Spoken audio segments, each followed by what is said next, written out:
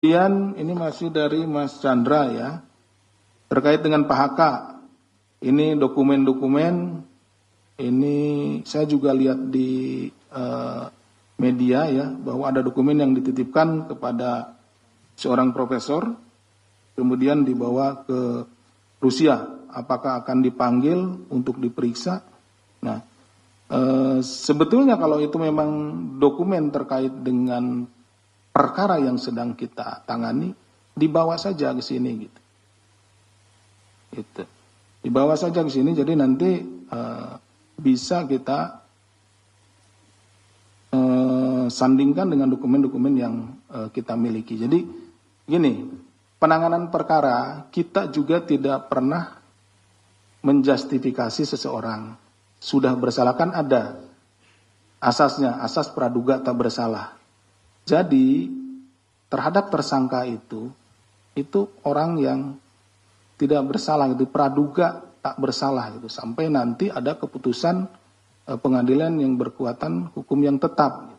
Seperti itu. Kalau punya misalkan dokumen untuk men-challenge, bawa, tunjukkan kepada kita bahwa misalkan dokumen-dokumen tidak benar Pak, ini buktinya. Saya buktinya di mana?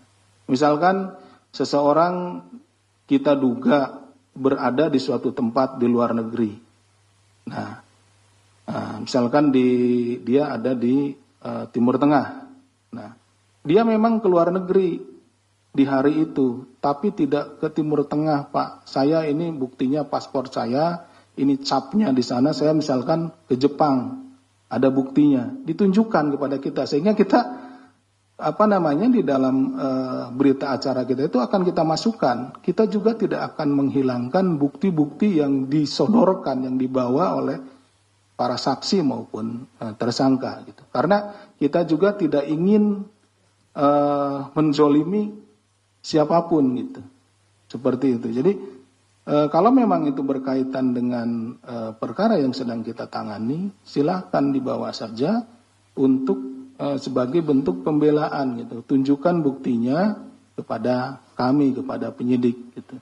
Jadi penyidik juga tidak dalam rangka menghakimi, ya menyalahkan, tidak. Ada asas praduga tak bersalah. Kita menjunjung tinggi hak asasi manusia dan tentunya juga kita akan mengikuti setiap aturan yang ada dalam melaksanakan proses penyidikan ini. Jadi tidak perlu ragu-ragu, tidak perlu takut, silakan untuk dibawa, dikonfirmasi kepada kita. Gitu. Kemudian dari Mas Rahmat, ini terkait dengan Pak HK ada 2 perkara. Ini apakah terkait dengan penyitaan menghalang-halanginya disita HP dan bukunya? Bukan. Jadi begini. Perkara yang pertama adalah terkait dengan penyertaan di dalam suap yang dilakukan oleh penyuap saudara HM Harun Masiku kepada pejabat di KPU ya, saudara W dan lain-lain yang sudah menjalani hukuman. Kemudian di dalam perjalanannya KPK telah menetapkan saudara HM sebagai tersangka penyuap ya. Jadi HM itu tersangka penyuap terhadap saudara W dan kawan-kawan ya, komisioner KPU waktu itu. Nah, dalam perjalanannya ini kan perkaranya waktu itu tangkap tangan saudara W dan kawan-kawan, saudara T. Nah itu tertangkap, dibawa, diadili sini, kemudian ini. Nah ini HM sampai saat ini buron, tidak ada gitu kan. Sampai saat ini belum ditemukan, seperti itu. Nah dari pendalaman kami terhadap HM itu kan dicari kemana HM ini. Ditemukanlah bahwa HM pada saat kita akan melakukan tangkap tangan terhadap yang bersangkutan, ada beberapa perbuatan yang dilakukan oleh saudara HK ya, di mana perbuatan-perbuatan tersebut itu menjadikan saudara HM itu tidak bisa kita tangkap. Itu seperti itu. Nah, itu udah dijelaskan waktu penetapan tersangkanya Pak HK.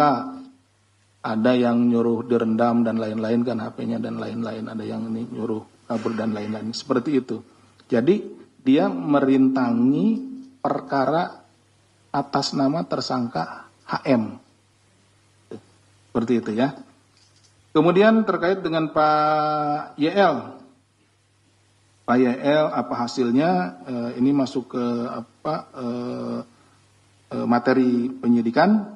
Jadi belum bisa kami sampaikan ya kalau materinya ini. Tapi tentunya ini terkait dengan penanganan perkara ini. Pada saat beliau menjabat sebagai Menteri Hukum dan HAM, di bawah beliau itu ada keimigrasian, ada Direktorat Jenderal Imigrasi, di mana Direktorat Jenderal Imigrasi itu berkaitan dengan lalu lintas orang keluar dan masuk ke wilayah hukum negara Indonesia, negara Republik Indonesia. Nah, itu ada mungkin rekan-rekan juga sudah mencatat tanggal berapa HM keluar, kemudian tanggal berapa masuk lagi, kemudian terjadi delay sehingga ada perdebatan bahwa masuknya itu sebetulnya keluarnya tanggal berapa, masuknya tanggal berapa. Kalau keluarnya kan tanggal 6 nih, yang jadi perdebatan kan masuknya, apakah tanggal 7-nya? Atau tanggal berapa. Nah, itu yang sedang kita betul-betul konfirmasikan, karena betul-betul kita cari, betul-betul kita pastikan. Kenapa? Karena tangkap tangan itu tanggal 8 kalau tidak salah. Ya, tanggal 8.